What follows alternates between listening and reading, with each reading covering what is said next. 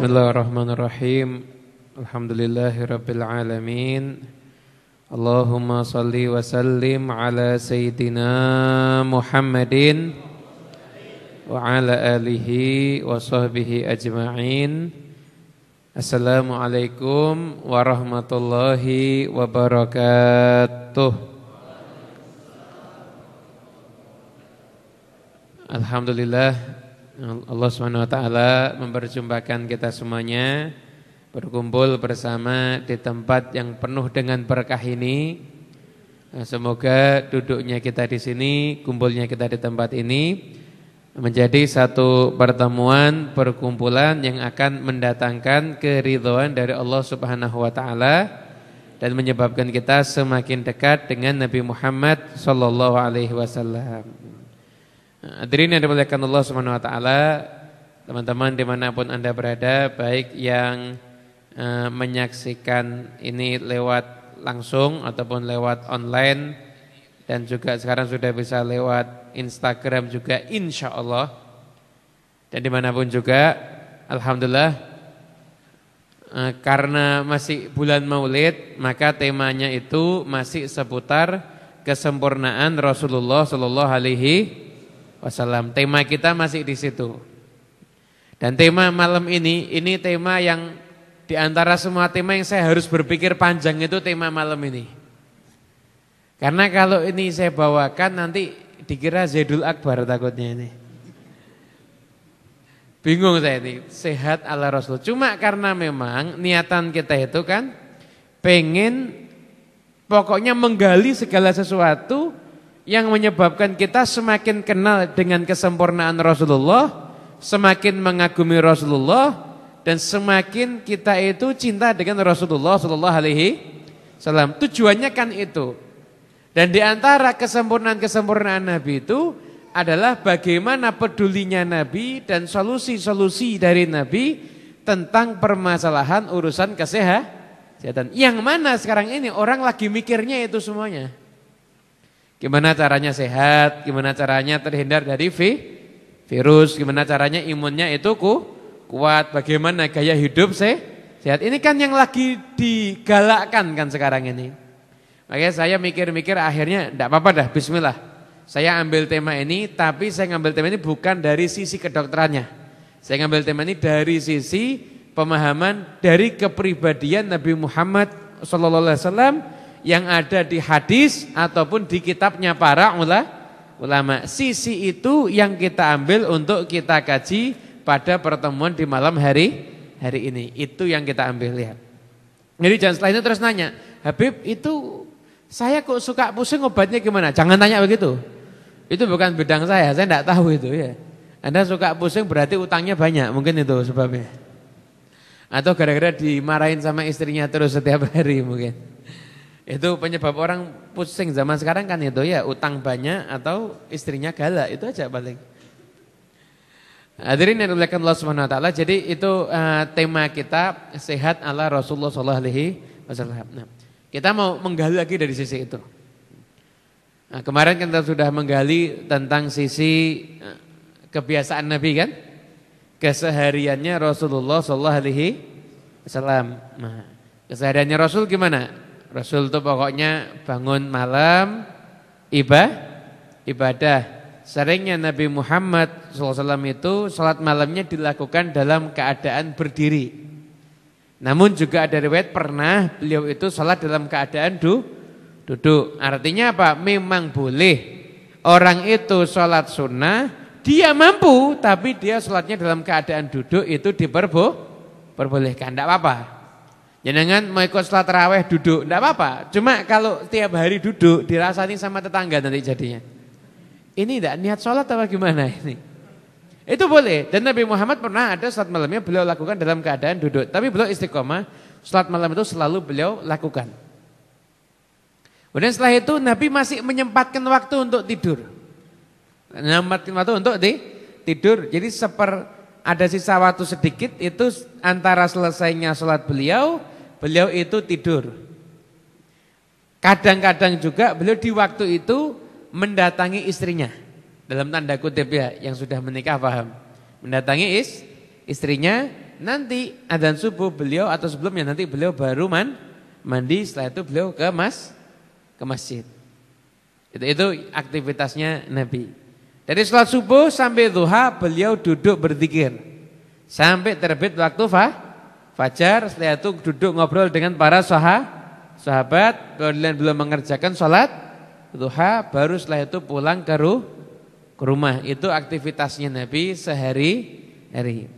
Dan waktu malamnya Nabi, seringnya Nabi itu malam ya di rumah sama istrinya. Tapi saat-saat tertentu kadang Nabi Muhammad itu duduk di rumahnya Sayyidina Abu Bakar As-Siddiq, ngobrolkan tentang perkara umat Islam, duduk bareng ngobrol tentang urusan-urusan dakwah, urusan umat itu di rumah Sayyidina Abu Bakar As-Siddiq bersama dengan tentunya Sayyidina Abu Bakar As-Siddiq dan juga para sahabat yang dianggap tokoh sesepuh-sesepuhnya para sahabat itu. Itu keseharian Rasulullah SAW. Nah, sekarang kita mau mengkaji tentang sehatnya Rasulullah SAW. Nah, kita lihat Nabi SAW itu, mana kan sudah kita bahas ya. Nabi SAW itu perutnya itu seperti kertas yang dilipat-lipat kata Ummu Hani. Kertas itu lipat-lipat berarti kelihatan apa? Kotak-kotak ya. Six pack itu perutnya Nabi Muhammad. Kita kan punya Nabi six pack itu luar biasa gitu. Perkara umatnya bisa niru atau enggak kan wallahu a'lam. Itu perutnya Nabi itu six pack. Artinya hidupnya beliau itu sehat apa enggak kalau begitu? Sehat. Nah, caranya beliau makan, bagaimana beliau itu sering mengingatkan sahabat. Tidak ada wadah yang lebih buruk untuk diisi melebihi perut. Cukup orang itu kalau makan itu beberapa suap. Yang penting bisa menegakkan tulang punggungnya. Kalau enggak mampu beberapa suap, setidaknya isi perutnya dibagi. Sepertiga untuk minum, sepertiga untuk nafas, sepertiganya untuk makanan. Jangan isi perutnya itu, isi makanan sampai full, silahkan air dan nafas cari tempat sendiri. Jangan. Begitu. Itu kebiasaan Nabi. Bahkan diriwayatkan juga Rasulullah SAW itu beliau makannya itu ketika lapar dan berhenti makan sebelum kenyang. Sampai itu menjadi salah satu jargonnya para ulama sufi. Nahnu qaumun la na'kul hatta naju fa idza akalna la nashba. Kita ini sekelompok kaum tidak makan kecuali menunggulah lapar, dan apabila kita makan maka kita tidak makan sampai kenyang yang berlebihan. Itu adalah yang merupakan ajaran daripada Nabi Muhammad SAW. Cuma ajaran ini sudah mulai asing sekarang ini. Umpama saya ketemu sama jenengan, terus jenengan nawarkan ke saya makanan. Ini ada makanan, terus saya bilang begini, oh ya maaf saya belum lapar, mesti dianggap saya ini aneh. Dianggap aneh, benar apa enggak? Loh, kok belum lapar? Jadi orang itu makan hanya ketika lapar itu sekarang dianggap asing. Saya itu pengajian kan masih ada transit ya. Kasih, Habib silakan makan. Saya bilang, maaf saya belum lapar. Itu kaget semuanya. Loh, enggak makan. Itu kagetnya mungkin hampir jantungnya copot itu mungkin itu. Ya kan belum lapar. Masa orang belum lapar masa mau dipaksa makan. Akhirnya mudah-mudahan kita makan tapi dikit-dikit. Ya, kita makan tapi dikit. Artinya apa? Orang itu lapar baru makan itu sehat. Lapar baru makan itu sehat. Itu yang harus jadi prinsip kita. Jadi kalau bisa kita tuh ya makan itu ketika lapar, berhenti makan sebelum kenyang. Itu begitu. Bisa saja sudah bisa menunjukkan betapa sehatnya Rasulullah SAW.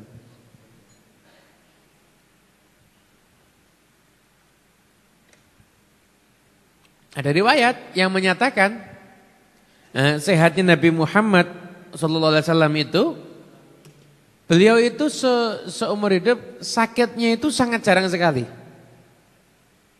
Bahkan sebagian saya ada menyatakan Nabi itu sakit ya 2 kali katanya. Ketika pertama kali mendapatkan wahyu dan ketika akan meninggal dunia. Lain sakit karena luka ya. Sakit karena fisik daya tahan tubuh itu terjadi sangat jarang sekali pada kehidupan Rasulullah SAW. Nah, sangat sering terjadi. Artinya memang benar beliau itu sehatnya luar biasa. Bahkan beliau itu punya kekuatan fisik yang melebihi kekuatan orang lain pada umumnya. Terlepas dari beliau itu seorang nabi. Nabi Muhammad itu bisa puasa wisol, puasa ngebleng, nyambung langsung. Kalau puasa hari Senin, misalkan baru buka hari Rabu itu bisa. Loh, jenengan jangan niru. Jenengan mau niru begitu, insya Allah masuk rumah sakit nanti. Itu sangat benar Nabi Muhammad SAW itu. Nah, di dalam sabda-sabda beliau itu ada ulama-ulama yang mengumpulkan sabda-sabda Nabi tentang berkaitan dengan permasalahan tibbun nabawi. Artinya pengobatan-pengobatan yang diajarkan oleh Rasulullah SAW. Sebagaimana yang akan kita bahas beberapa ini. Ya. Di antara makanan yang sering dikonsumsi sama Nabi atau yang Nabi anjurkan, itu adalah madu. Itu adalah madu. Jadi madu itu punya manfaat yang luar biasa. Bahkan madu itu bukan hanya disebutkan di dalam hadis, namun juga disebutkan di dalam ayat suci Al-Quran. Bagaimana tentang khasiatnya madu itu. Nih, ada di surat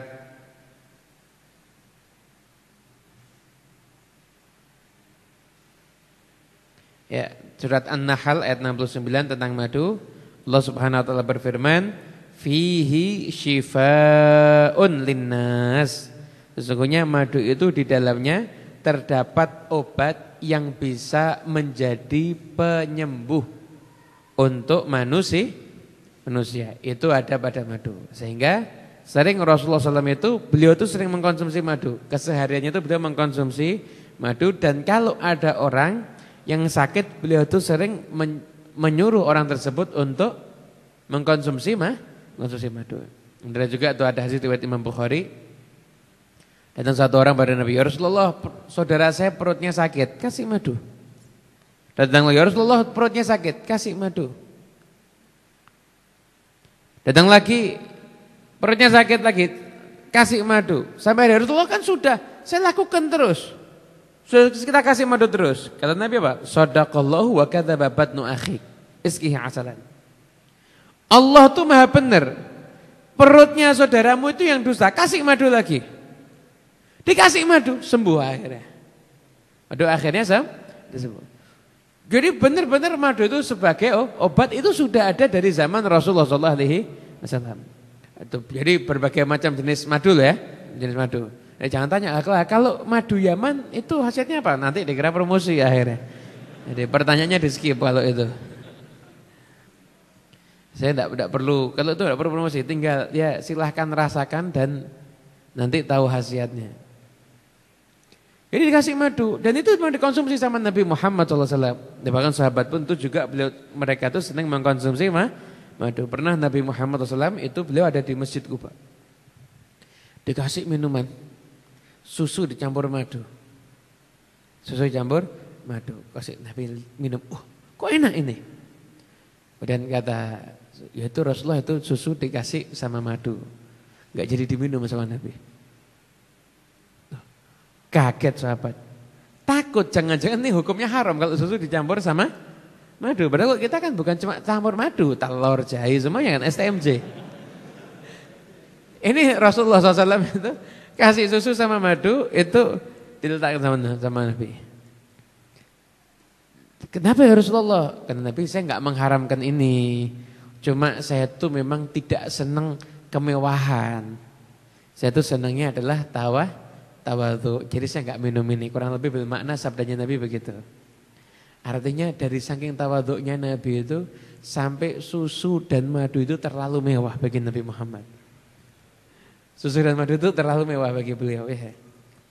Tapi enggak haram loh ya. Nabi bilang, la uharrimuhu, kata Nabi, saya tidak mengharamkannya. Saya tidak mengharamkannya. Tidak apa-apa, tidak minum itu campur telur, jahe, yang penting jangan berlebihan ya. Dan setelah itu apa yang lagi yang dianjurkan sama Nabi untuk dikonsumsi? Di antaranya adalah jinten hitam. Kata Nabi, fil habbatis sauda shifaun min kulli da'il lasam. Di dalam jinten hitam itu ada obat untuk semua penyakit kecuali satu penyakit, kematian. Kalau mati kasih jinten hitam sekalipun sekarung ya tidak mungkin hidup lagi. Tapi orang yang masih sakit-sakit ini masih hidup, itu kalau dikasih jinten hitam nanti insya Allah bisa sehat nanti dia. Kalau dikasih jinten hitam. Dan diteliti nih, jadi ini semua obatnya diteliti loh sekarang ini. Diteliti semua obat ini diteliti. Jinten hitam madu ini yang paling sering. Jadi di dalam semua tibun nabawi yang paling sering disebutkan itu kalau yang dikonsumsi itu jinten hitam dan juga madu itu yang paling sering dikonsumsi oleh Rasulullah SAW. Ini yang paling sering dikonsumsi. Gitu. Ada pun aktivitas untuk kesembuhan lainnya itu Nabi juga sering menganjurkan. Di antaranya apa? Bekam, al-candu'u, hijamah. Itu juga dianjurkan oleh Rasulullah SAW. Bahkan ada hadis-hadis tertentu yang mengatur kapan waktu terbaik untuk bekam. Bayangkan coba. Itu aktivitas tentang pengobatan yang diajarkan sama Nabi. Setelah itu, kalau kita lihat Nabi Muhammad SAW itu punya makanan-makanan favorit. Ya memang kalau lihat makanan favoritnya Nabi itu adalah makanan yang sehat. Tentunya sehat itu kalau mengkonsumsinya normal ya. Semua yang dikonsumsi berlebihan jadinya enggak sehat.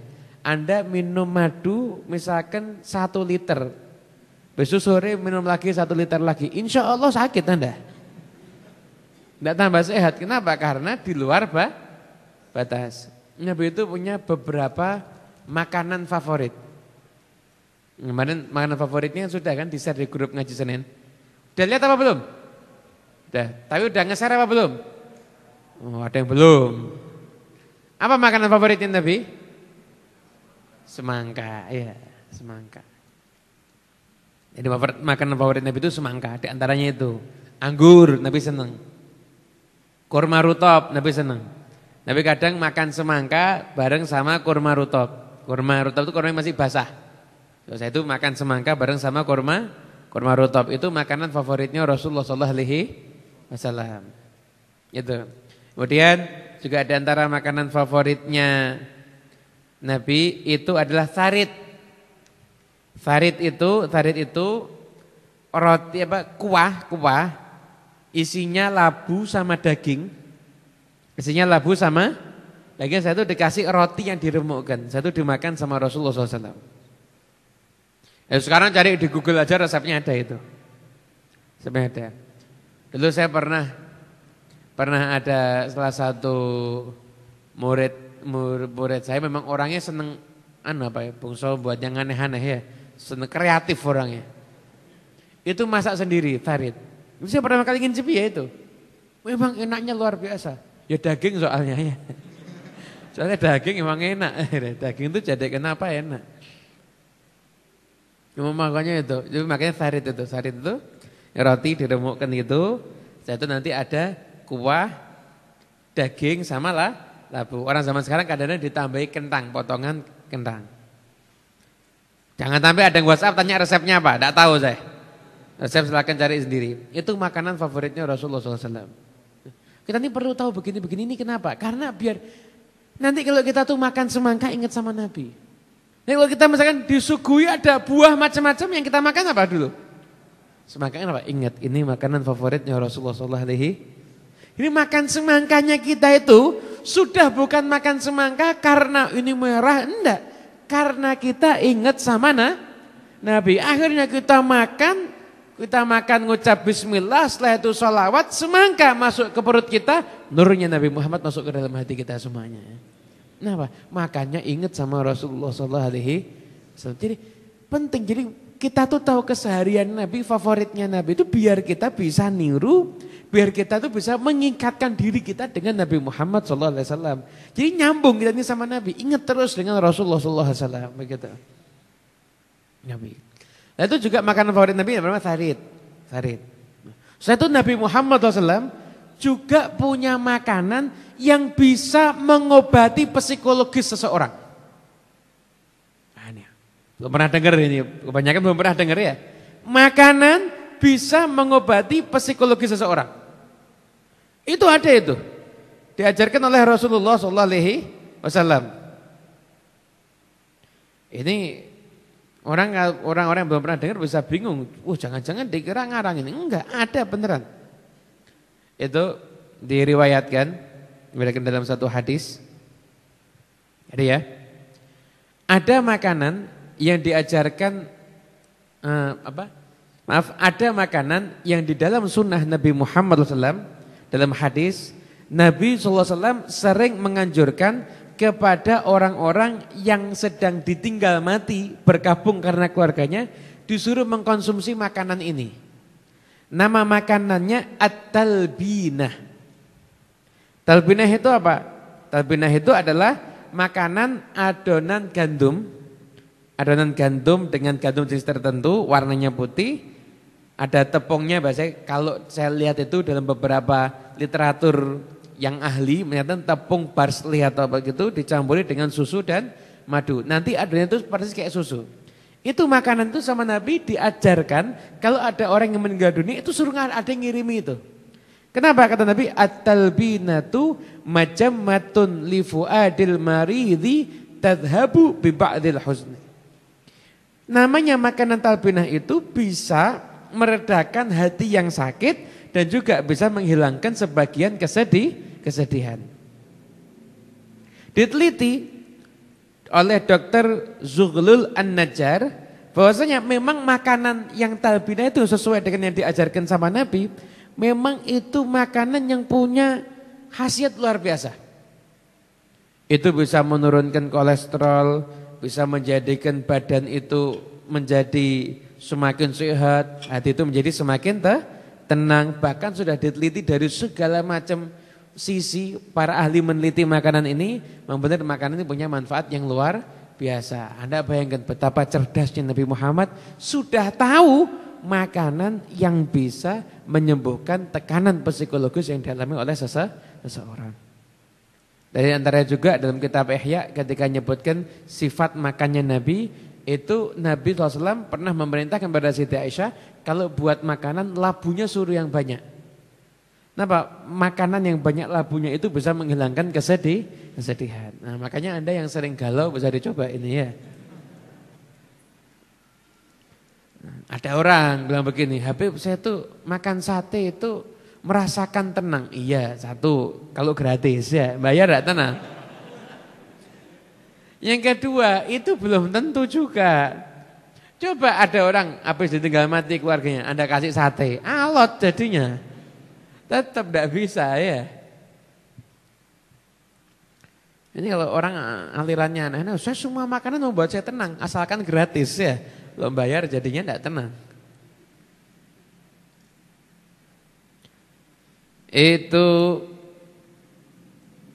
yang berkaitan dengan masalah kesehatan yang diajarkan oleh Rasulullah SAW. Jadi gaya hidupnya Nabi Muhammad SAW itu gaya hidup yang sehat.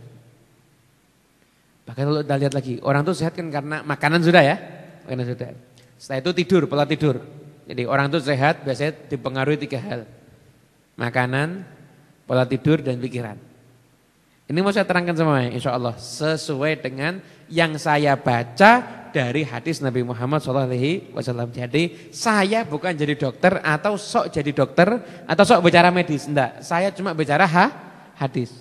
Dan kalau kita ini pengen sehat, teori kedokteran ini masing-masing bisa berubah. Tapi kalau dari Nabi Muhammad SAW enggak akan berubah. Ini yang pasti benar. Dan semakin lama akan semakin terungkap bahwa kebenaran yang disampaikan sama Nabi Muhammad memang adalah kebenaran yang sesuai dengan ilmu pengetahuan. Jadi kemudian setelah itu yang kedua adalah pola tidur. Kita perhatikan keseharian Nabi. Nabi itu perhatian sama urusan tidur. Dijadikan Nabi Muhammad itu terus melek sepanjang malam. Enggak. Anda lihat Nabi Muhammad itu tidurnya sampai berapa kali? Bisa sehari sampai tiga kali kan. Rasulullah SAW itu ada tidur qailullah. Tidur sebentar. Tidur sebentar. Kapan tidur sebentar itu? Sekitar waktu menjelang zuhur begitu ya. Tidur sebentar Nabi qailullah. Nanti pada Isya Nabi Muhammad juga tidur. Setelah qiyamul lail ada sisa waktu menjelang subuh beliau juga tidur. Jadi Nabi Muhammad itu juga mengajarkan kepada kita agar tidur ini dengan tidur yang cukup. Itu diajarkan sama Nabi. Betapa sempurnanya Rasulullah SAW. Kenapa? Karena orang itu kalau tidurnya itu bermasalah, pasti kesehatannya bermasalah. Coba ya. Kita pikir. Anda enggak makan 3 hari, masih hidup apa enggak? Masih insya Allah ya, enggak tidur 3 hari, coba gimana? Coba enggak tidur 3 hari. Insya Allah ditanyai, Pak mau kemana?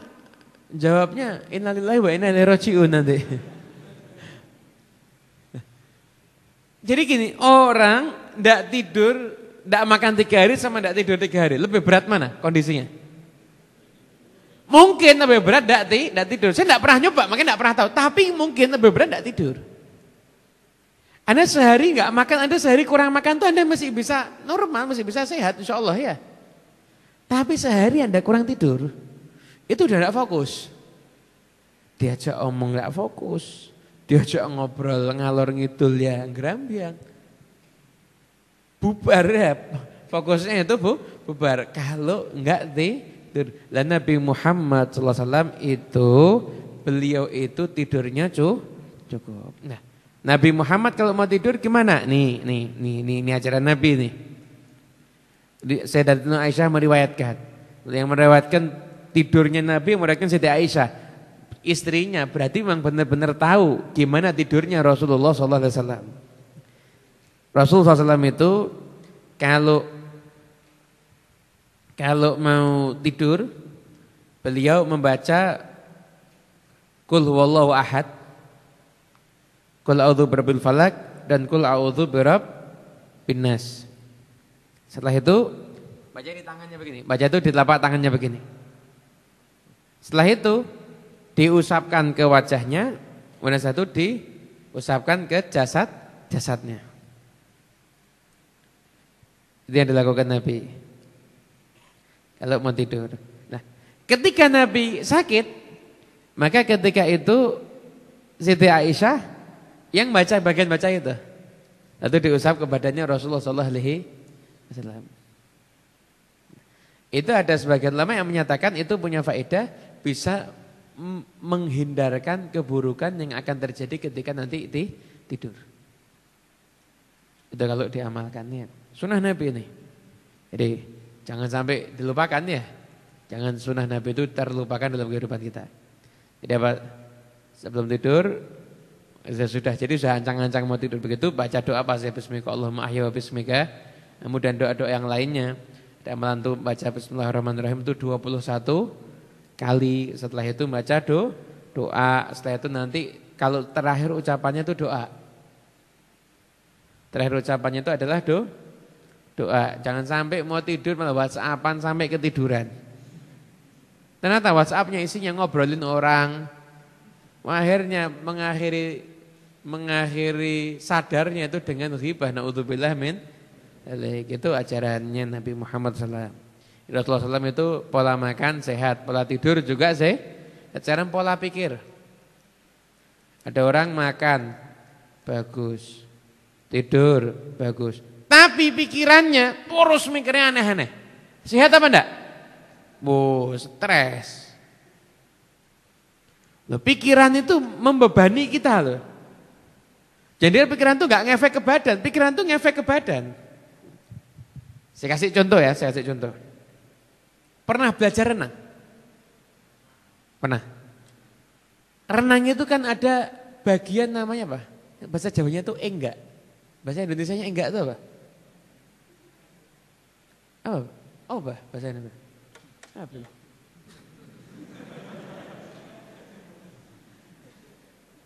Tahu enggak enggak itu? Apa namanya? Jadi goyang-goyang dikit agar tetap mengapung di air. Panjangnya ya bahasa Indonesianya.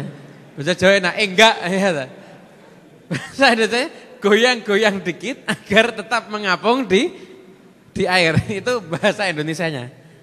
Panjang bahasa Indonesianya ternyata. Bahasa Arabnya, jangan tanya bahasa Arabnya. Saya enggak tahu, bener enggak tahu ini bahasa Arabnya apa. Jadi enggak itu kan goyang-goyang dikit agar tetap mengapung di air. Itu namanya enggak. Lah orang itu kalau lagi belajar renang, lagi belajar enggak belajar mengapung di air gitu, tiba-tiba kepikiran, itu bahasanya terus tenggelam ya. Benar apa enggak? Tenggelam kan? Artinya apa? Pikiran itu membebani tubuh kita. Paham? Artinya apa? Berarti kalau gitu sempurnakan hidup. Jangan kebanyakan mikir. Karena bagaimanapun juga hidup kita tuh ya hari ini bukan besok. Besok itu belum tentu datang. Besok itu belum tentu datang.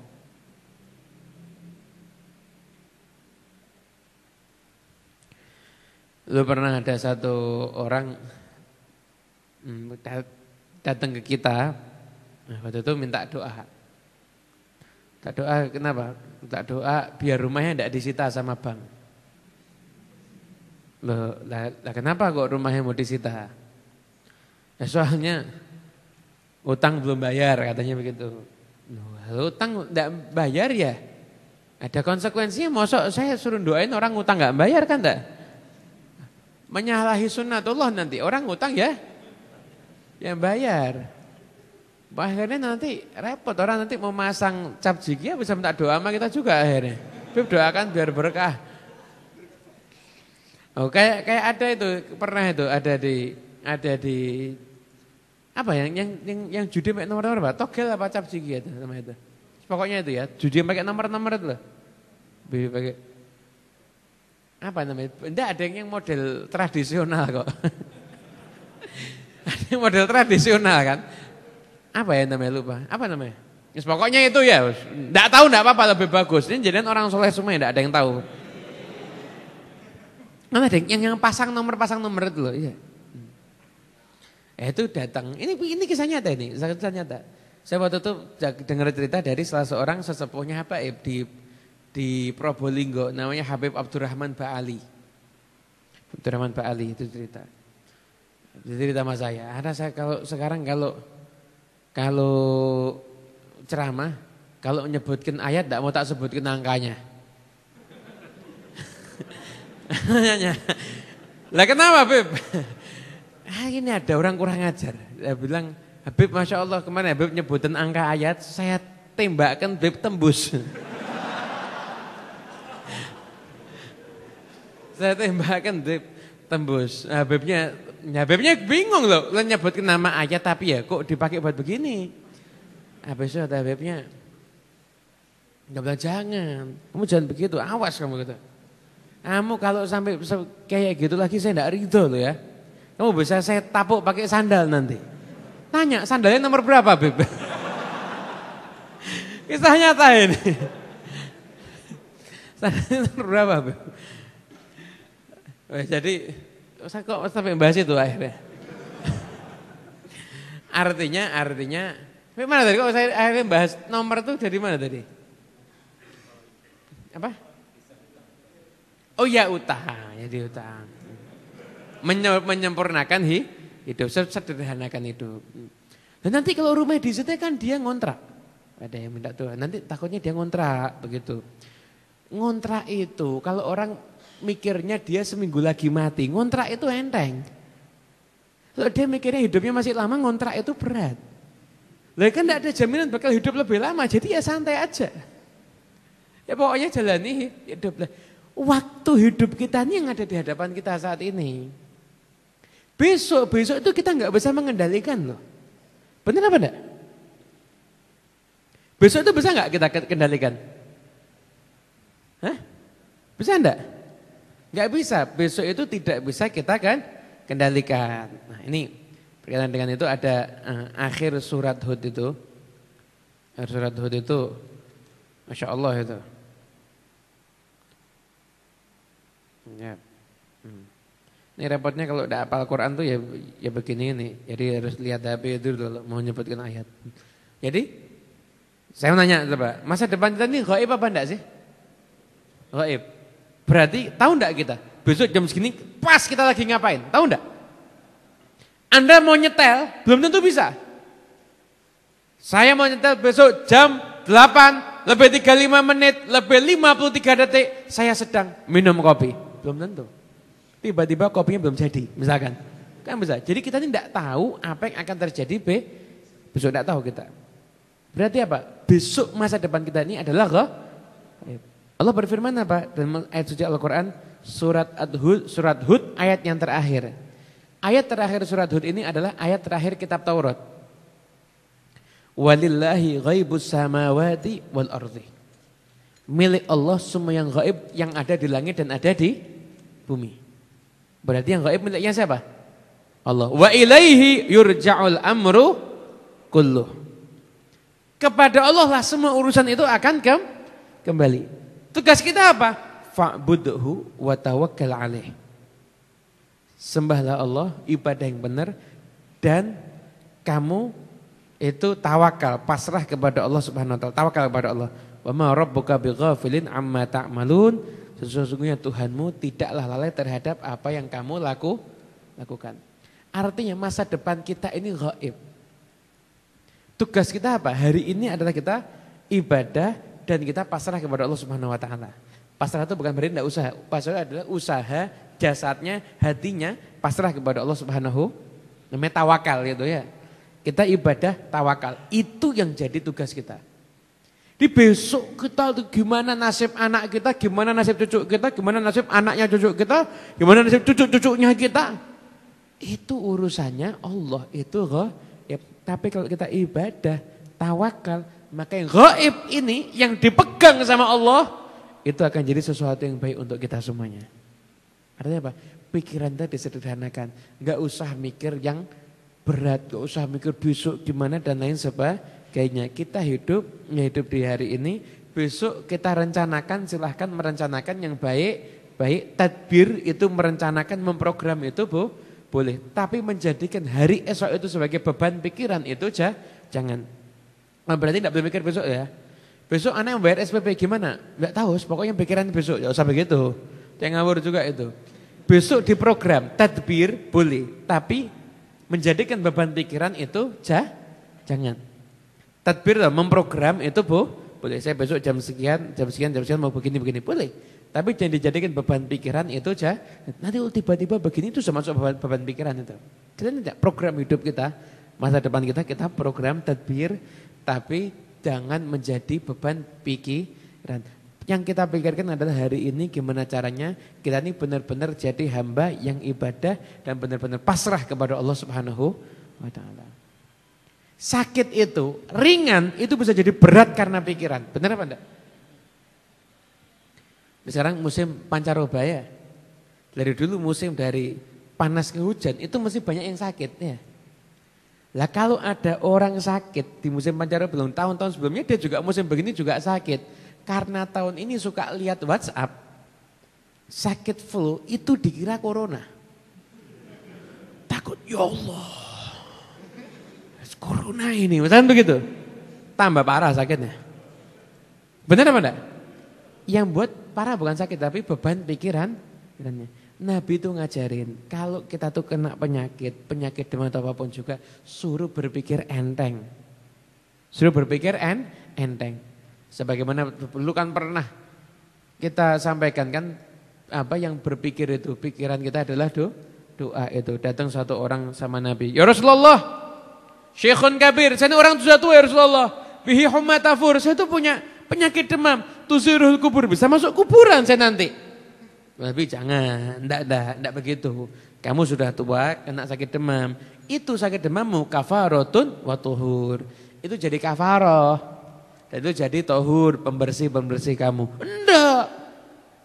Saya sudah tua, sakit demam, masuk kuburan bentar lagi.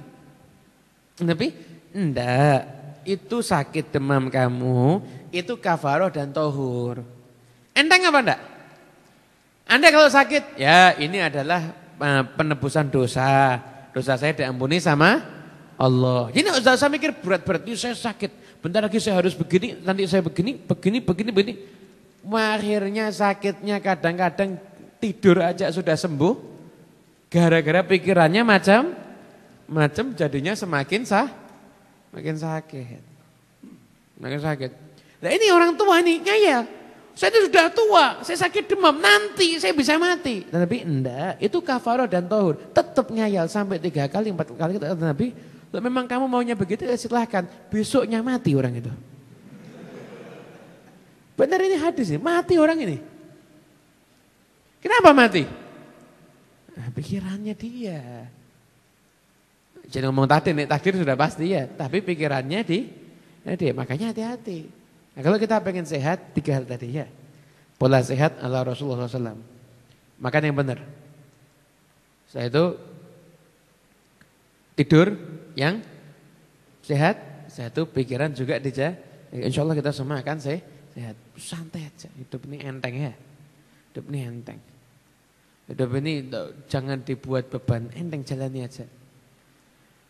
Anda tidak mungkin mengupayakan hidup Anda itu selalu suka. Pasti akan ada duka, pasti akan ada. Tapi ketika Anda menghadapi suka, ya Anda syukurnya yang banyak. Terima kasih sama Allah. Ketika Anda duka, ya Anda sabar. Anda sabar gimana? Innallaha ma'as. Allah bersama orang yang sabar. Apa pertolongan Allah sama orang yang sabar? Wa basyiris, sabarin kabar gembira untuk orang yang sabar. Nanti Anda dapat kabar gembira karena sabar. Begitu. Jalani aja begitu.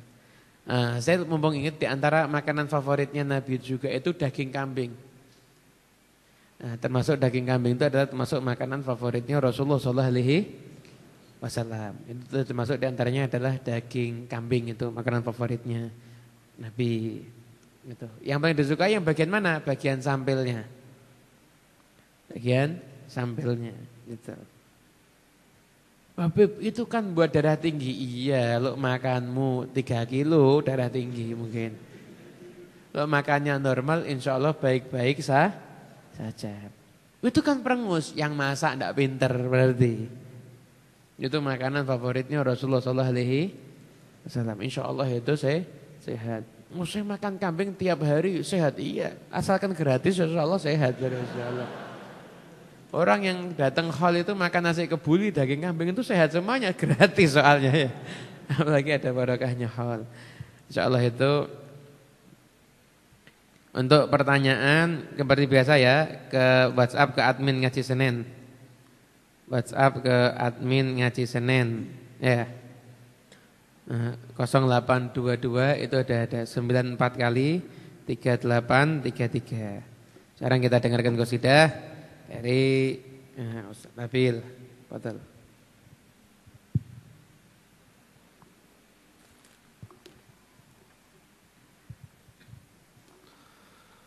Allahumma salli ala Muhammad ya Rabbi salli alaihi wa sallim.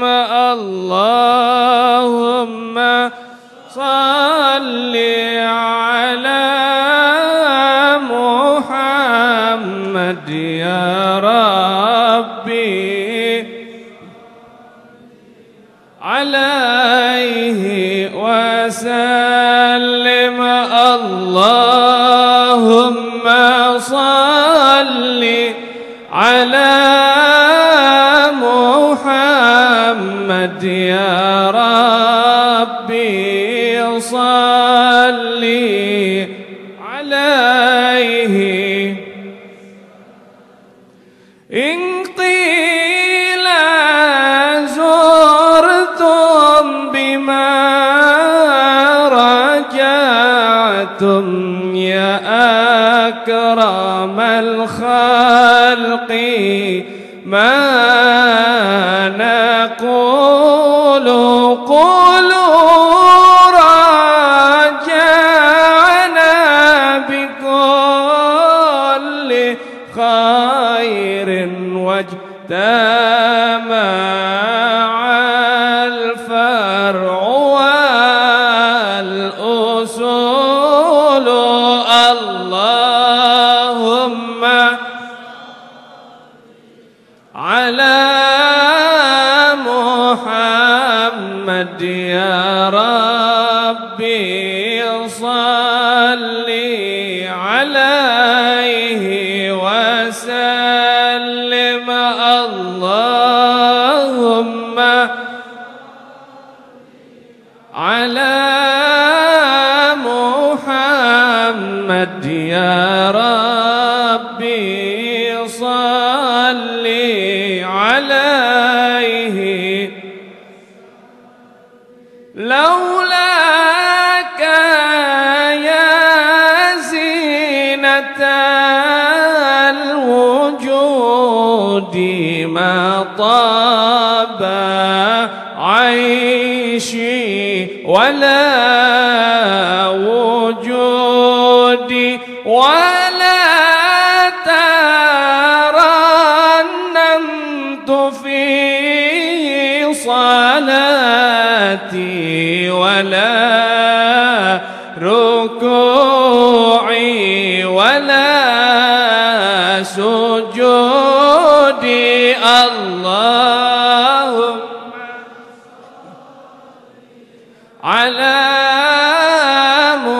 محمد يا ربي صل عليه وسلم اللهم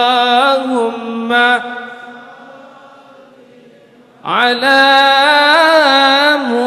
محمد يا ربي صل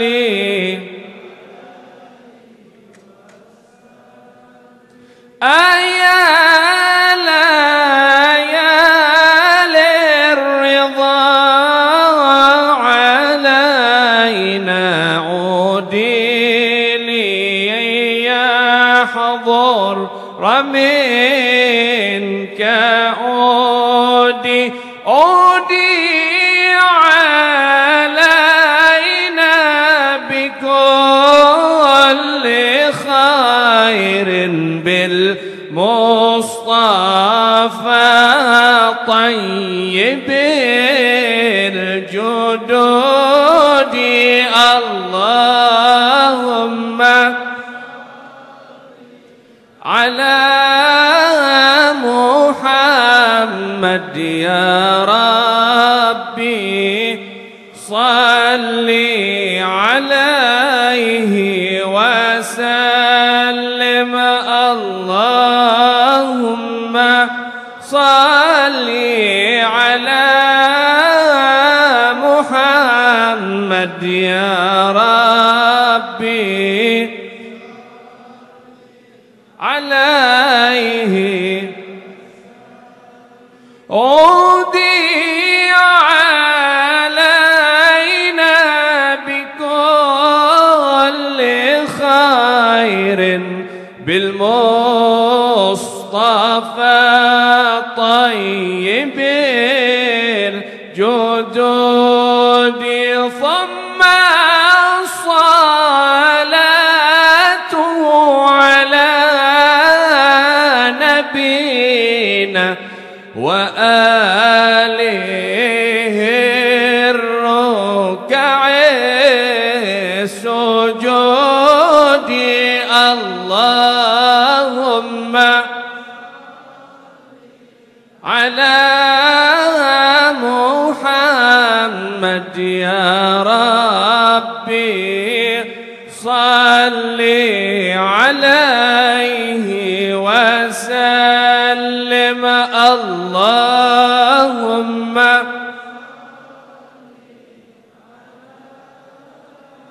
محمد يا ربي صل عليه وسلم اللهم صل وسلم وبارك عليه وعلى آله وأصحابه. Sebelum kita jawab beberapa pertanyaan yang masuk, ya.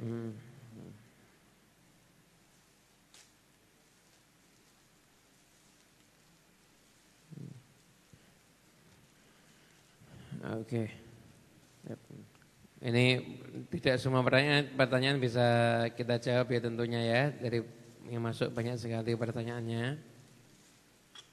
Sebelum kita menjawab pertanyaan yang masuk, ada satu keterangan yang bagus dari kitab Zadul Ma'ad.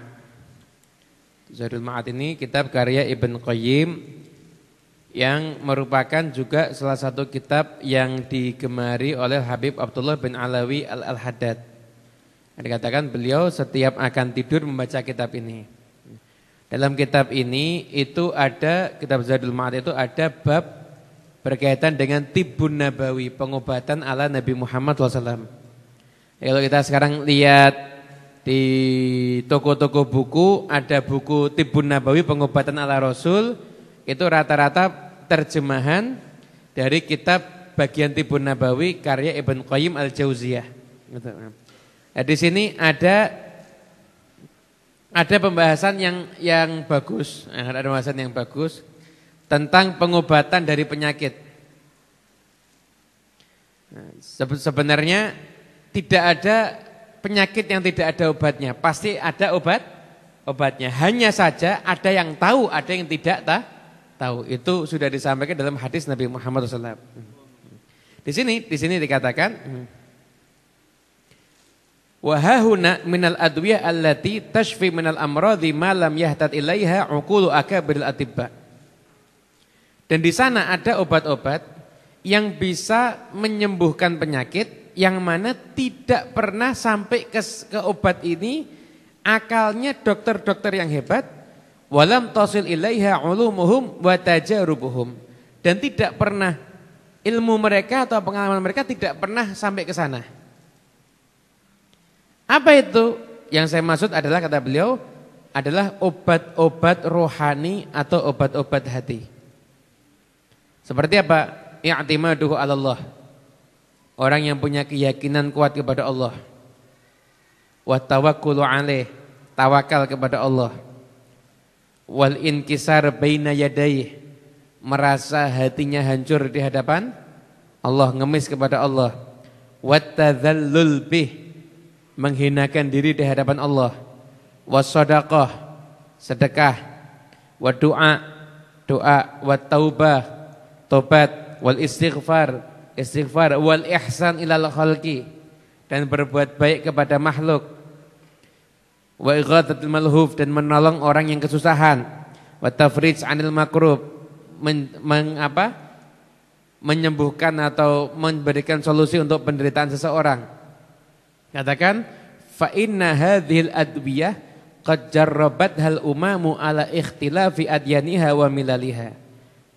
Ini obat-obat yang tadi ini telah dicoba oleh sekian banyak umat sekalipun dari berbagai macam agama dan berbagai macam aliran. Fa wajadulaha minat ta'thir fi syifa ma la yasilu ilaihi ilmu a'lamil atibba wala tajriba wala qiyas.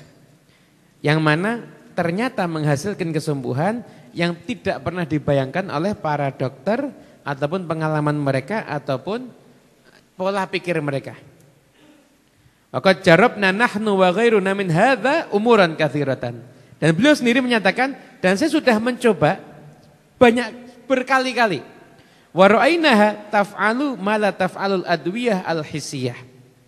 Dan saya menyaksikan itu obat-obat hati ini tadi berfungsi melebihi fungsinya obat-obat yang nyata. Obat-obat yang nyata. Dan ini semuanya adalah termasuk hikmah ilahiyah. Hikmah ilahiyah.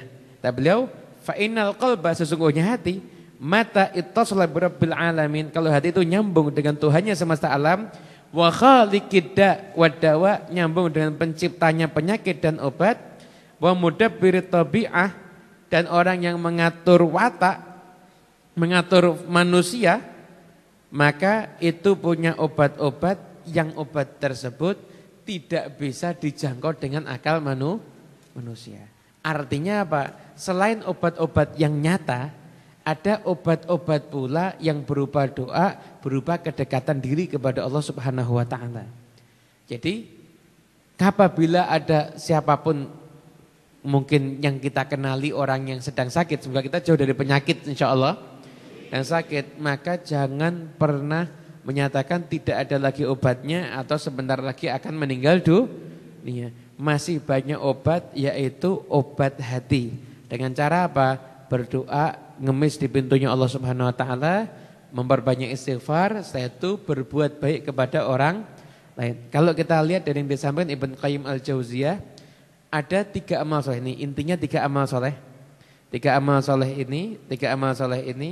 ini kalau kita lakukan insya Allah kita bisa menjadi obat untuk siapapun yang sedang sakit. Di antaranya adalah memperbaiki hubungan dengan Allah. Memperbaiki hubungan dengan Allah. Jadi apa? Yakin, itu ngemis sama Allah, itu tobat, minta ampun kepada Allah. Yang kedua adalah doa.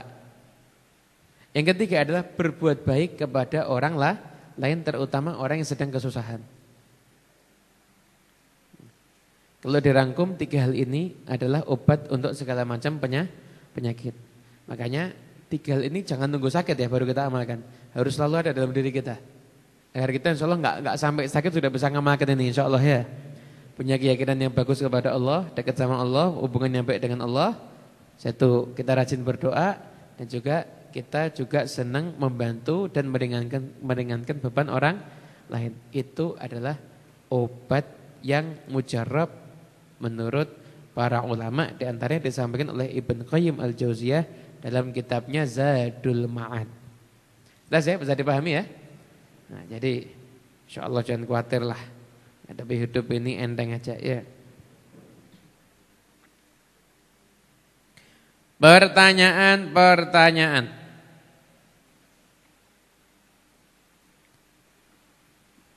Ada 2 pertanyaan. Habib, Nabi Muhammad SAW itu makan berapa kali sehari dan kapan waktu kebiasaan Nabi makan? Bagaimana pola makan Nabi, waktu-waktunya gimana? Sejauh yang kita pelajari Nabi Muhammad SAW, beliau itu yang jelas porsi makannya diatur. Porsi makannya itu enggak porsi makan yang banyak. Dan diriwayatkan beliau itu kalau pagi itu mengkonsumsi kurma. Begitu mengkonsumsi kurma. Kurma ajwa itu biasa beliau makan dalam jumlah yang ganjil. Dan mengatakan itu jumlahnya 7 butir kurma. Itu yang dimakan sama Nabi. Kemudian setelah itu, kapan waktu makannya Nabi? Dari semua riwayat yang pernah kita pelajari, kalau jam makan malamnya dan jam makan siangnya, wallahu a'lam, saya juga belum mengkaji lebih lanjut lagi. Tapi yang jelas jam sarapannya itu adalah waktu duha ketika Nabi Muhammad pulang dari masjid. Itu jam sarapannya Rasulullah SAW. Jadi awal pertama kali yang masuk ke mulut beliau itu kurma, juga mungkin terkadang madu. Setelah itu beliau ibadah di masjid subuh, duha dan lain sebagainya. Pulang ke rumah, kemudian beliau minta sarapan. Tapi Nabi Muhammad SAW itu juga siang ya makan gitu loh. Kan kadang Nabi berkunjung ke rumah sahabat Ansar terus kemudian dijamu makan kan seperti itu ya. Nabi Muhammad SAW makan cuma ya makannya makan ala Rasulullah SAW, tentunya makan yang tidak berlebihan. Itu kurang lebih tentang pertanyaan jam makannya Nabi Muhammad SAW. Assalamualaikum warahmatullahi wabarakatuh. Izin bertanya. Apakah dengan bersikat gigi tapi diniati bersiwak sudah cukup menggugurkan sunnah bersiwak? Atau harus pakai kayu siwak? Terima kasih. Siwak itu mendapatkan kesunahannya itu kalau dengan segala sesuatu benda yang kasar. Itu sudah dapat sunnahnya sih siwak. Dengan sikat gigi gimana? Dapat. Makanya kalau Anda sikatan diniatin itu juga siwakan. Cuma memang kalau pakai kayu arok itu ada khasiat tersendiri ya. Siwak itu punya hajat tersendiri, tapi dengan sikatan kita sudah mendapatkan pahala sunnah.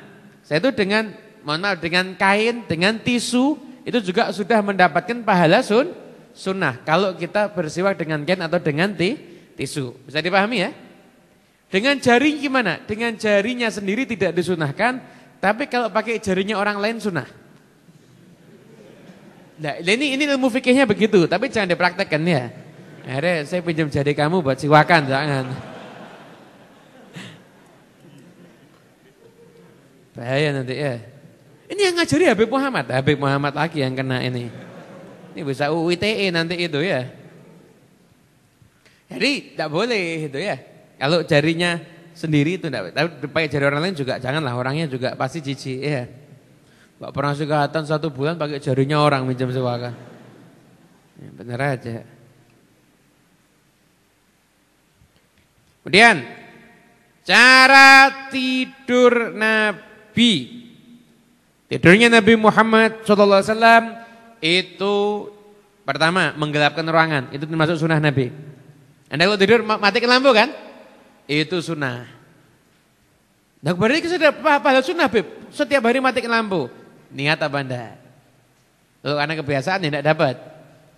Kayak mulai nanti malam niatkan kalau matikan lampu itu sunnah Nabi. Menggelapkan ruangan ketika tidur itu hukumnya sunnah. Setelah itu Nabi Muhammad tidurnya itu posisi miring. Sayap kanan ini yang di bawah kemudian menghadap kiblat. Itu posisi tidur Nabi. Kenapa kok enggak sayap kiri yang di bawah? Karena terlalu dekat dengan jantung itu kalau diteliti secara kedokteran ada menyatakan bisa mengganggu aliran peredaran darah. Lah ditaruh itu sebelah kanan ini paru-paru ya. Paru-paru itu katanya bisa buka lebih plong, nafasnya itu lebih enak dan orang itu akan lebih sehat kalau tidur dengan bagian sayap kanan ini yang ada di bawah. Begitu cara tidurnya Rasulullah SAW. Paling enggak senang Nabi Muhammad SAW itu orang tidur tengkurap. Nah, itu tidurnya setan. Ya.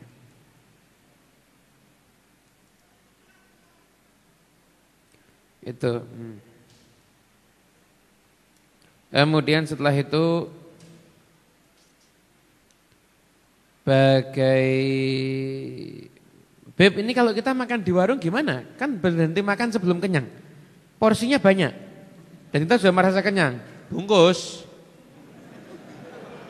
Gampang.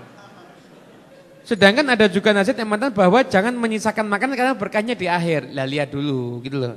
Kalau tiba-tiba kamu disuguhi makanan 1 nampan gede. Ini berkahnya ada di akhir. Maksudnya itu berkah di akhir yang kamu makan.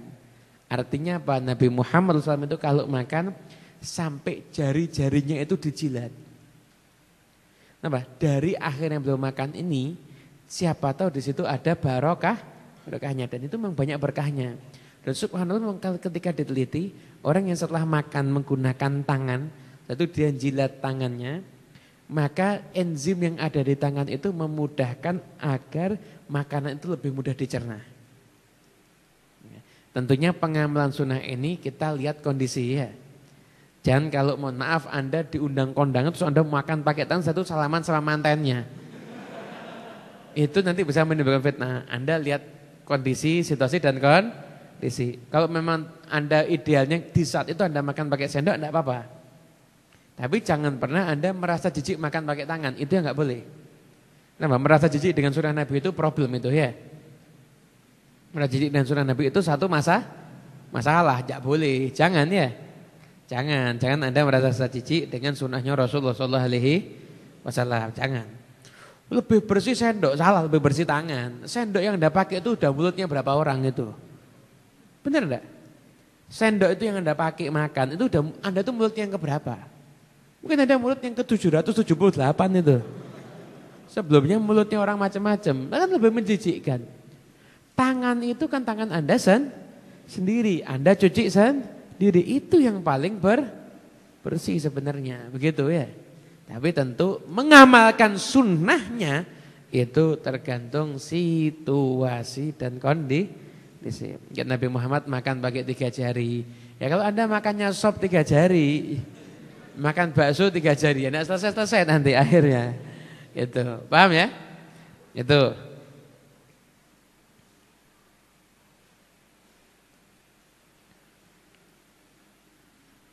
Ustaz boleh minta tolong dijelaskan kelebihan madu Yaman. Wah, tidak enak ini. Tapi sudah ada pertanyaannya. Nah, jadi madu Yaman itu jadi singkat aja. Jadi madu Yaman itu madu yang berasal dari lebah-lebah yang ada di Yaman. Lebahnya itu hidupnya itu secara khusus. Bahkan sebagian lebah itu hanya lebah liar yang tiap hari itu hanya mengkonsumsi dari sidir. Sidir itu daun bidara. Sidir itu kan termasuk, daun bidara itu kan termasuk obat. Bahkan ada disebutkan di dalam Al-Quran daun bidara itu. Nah, Anda bayangkan jadi lebah itu sudah mengeluarkan madu. Madunya itu bercampur dengan daun bidara. Karena itulah akhirnya madu Yaman itu jadi madu yang berkualitas tinggi. Karena lebahnya mengkonsumsi daun bidara. Itu juga ada madu Yaman yang kualitasnya biasa juga ada, tergantung levelnya. Nah, kalau yang mau levelnya tuh daun bidara, memang harganya lebih tinggi sedikit dibandingkan madu-madu yang lainnya. Itu mungkin kelebihan madu Yaman. Kalau ayatnya tentang bidara nanti gampang. Jadi kan banyak itu, fi sidrin mahdud. Kata sidir itu kan disebutkan itu termasuk tanaman surga. Pertanyaan terakhir. Assalamualaikum Mbak Beb, saya dari Matis Ar-Raudhah. Mau tanya tentang bagaimana cara menyikapi orang yang ketika Nabi Muhammad SAW dihina tapi bersikap seolah bijak dengan mengatakan bahwa enggak perlu tersinggung, Rasulullah itu pemaaf, mari kita lapang dada memaafkan. Nah, masalah apa penghinaan yang terjadi dengan Nabi Muhammad SAW? Kita sebagai mukmin tentunya kita berkeyakinan bahwasanya tidak bisa Nabi Muhammad SAW itu dihinakan, itu tidak bisa. Nabi Muhammad itu tidak akan terhina. Yang ada hanya mulutnya orang-orang yang penghina, yang ingin menghina Rasulullah SAW. Ya, orang-orang yang enggak senang dengan Islam dan dia akhirnya menghina Nabi Muhammad SAW. Sikap kita gimana? Orang yang cinta sama Nabi pasti tersinggung. Dan cinta sama Nabi itu pasti tersakiti hatinya. Nah, cuma sikap kita dalam mengekspresikan sakit hati tentunya harus sikap yang sesuai dengan koridor syariat. Jadi jangan siap sesuai dengan yang koridor syariat. Silahkan kita bela Rasulullah SAW dengan cara kita masing-masing.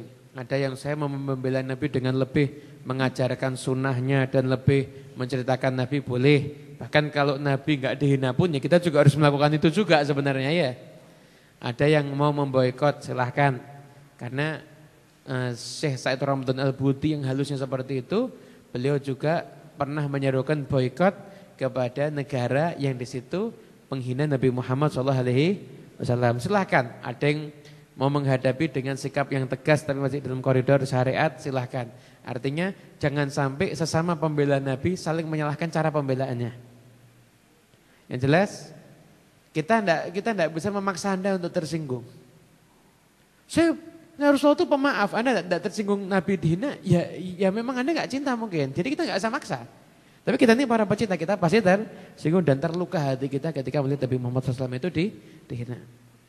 Dan kita yakin tidak ada kemuliaan bagi orang yang menghina Nabi, itu nggak ada. Sejarah membuktikan siapapun penghina Nabi Allah akan hancurkan.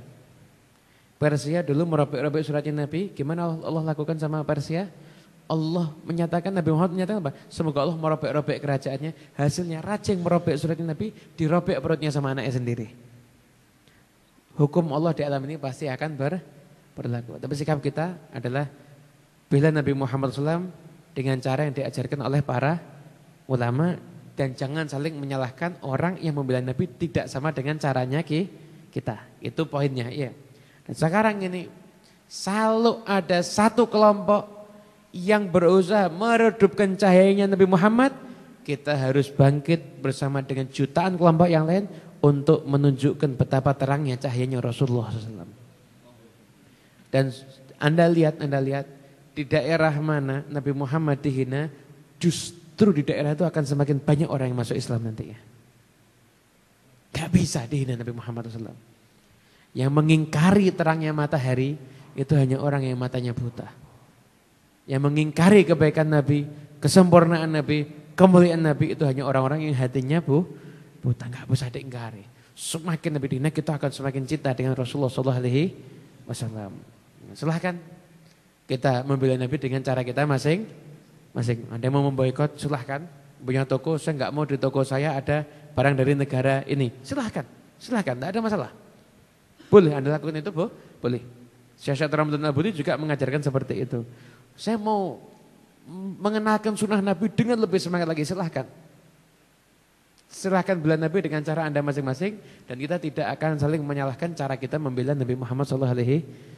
Intinya semuanya kalau punya rasa cinta dengan Nabi pasti tersinggung, pasti akan tersakiti. Nah kalau ada orang yang nggak merasa tersakiti, ya kita nggak bisa ngomong apa-apa. Memang mungkin nggak cinta sama Nabi. Enggak cinta sama Nabi. Kadang ada orang kalau ibunya dihina tersakiti, Nabi Muhammad dihina enggak tersakiti juga ada yang model begitu. Nah, kan aneh itu. Nah, mungkin kelompoknya dia dihina dia tersakiti, Nabi Muhammad dihina dia enggak tersakiti mungkin ada, tapi ya udah memang ilmunya ya segitu. Ya udah biarin aja. Pokoknya kita semuanya akan tetap cinta kepada Nabi Muhammad SAW. Kita ini mencintai Nabi itu mesti jauh dari kata sempurna. Dan ini ibarat orang yang mencintai Nabi, orang yang berjalan menuju cinta Nabi dengan kaki yang pincang dan kaki yang patah kita ini. Sudah sadar dosa kita banyak, tapi kita masih tetap akan berusaha untuk mencintai Rasulullah SAW. Walaupun kita jalan terseok-seok, jalan tertatih-tatih demi untuk menunjukkan cinta kita kepada Nabi, tapi kita nggak akan pernah berhenti berjalan sampai kita akhirnya bisa seumur hidup kita menunjukkan bahwasanya kita mencintai Rasulullah SAW. Amin ya rabbal alamin. Bil qabul wal iqbal wal iftah alaina lakum futuhal arifin wa fakihna yakum fid din wa alimna wa iyyakum ta'wil wa din wa iyyakum lis-sawa'is sabil. Rabbana hab lana min azwajina dhurriyyatina qurrata a'yun wattaqina imama. Rabbana atina fid dunya hasanah wa fil akhirati hasanah wa qina adzabannar. Wa sallallahu rabbil alamin bisirril Fatihah. Bismillahirrahmanirrahim. Iyyaka na'budu wa iyyaka nasta'in ihdinas siratal mustaqim siratal ladzina an'amta 'alaihim ghairil maghdubi 'alaihim waladdallin. Amin. Nah, sebelumnya mohon maaf tidak bisa semua dijawab pertanyaannya karena ada 167 chat yang masuk. Jadi tidak mungkin terbaca semuanya, mohon maaf. Kita doakan untuk hadiah Fatihah untuk Habib Yahya bin Abu Bakar Barakbah, ayahnya Ustadz Muhammad Barakbah yang barusan meninggal dunia tadi siang. Dan untuk siapapun juga di antara keluarga kita yang sedang sakit, semoga Allah Subhanahu wa taala angkat semua penyakitnya. Khususnya paman kami Habib Hasan bin Anis Al-Habsyi, Habib Ahmad bin Anis Al-Habsyi. Semoga Allah Subhanahu wa taala angkat semua penyakitnya, Allah berikan kesehatan yang sempurna zahiran wa batinan. Dan juga siapapun yang sedang sakit Allah berikan kesembuhan. Terutama nenek kami dan adik ipar kami juga yang bisa hadir juga dalam keadaan sakit, semoga Allah angkat semua penyakitnya insyaallah. Dan juga yang meninggal dunia, siapapun antara keluarga kita khususnya Habib Yahya Barakbah, semoga Allah Subhanahu wa taala jadikan kuburnya taman daripada taman surga, diterima semua amal kesolehan dan ditempatkan di surga yang tinggi bersama dengan Nabi Muhammad SAW. Al-Fatihah. Bismillahirrahmanirrahim. Ar-Rahmanir-Rahim. Maliki yaumiddin. Iyyaka na'budu wa iyyaka nasta'in ihdinas siratal mustaqim siratal ladzina an'amta 'alaihim ghairil maghdubi 'alaihim waladdallin. Amin. Allahumma salli wa sallim ala sayyidina Muhammadin miftahi babi rahmatillah. Salatan wa salaman daimaini bidawami mulkillah. Ala alihi wa sahbihi fi ta'atika farahi wa sururi fi mardatika jami'a umuri. Allahumma ya alim bihalati wa muttali ala sarairi wa niyati حاجاتي واغفر ذنوبي وسيئاتي وتجاوز عن خطيئاتي وزلاتي وتقبل جميع حسناتي وسامحني فيما مضى وما يأتي واكتبني في ديوان ساداتي واسلك بي سبيل نجاتي في حياتي ومماتي. اللهم إني طامع في عطاك راغب في رضاك مستسلم لقضاك فاكتبني من أولياء واسلك بي سبيل هداك وألحقني بأصفياك وصلى الله على سيدنا محمد وعلى آله وصحبه وسلم والحمد لله رب العالمين. Terima kasih atas kehadirannya. InsyaAllah kita jumpa lagi di Senin yang akan datang. Dalam keadaan semoga semuanya sehat, walafiat, zahiran wa batinan insyaallah.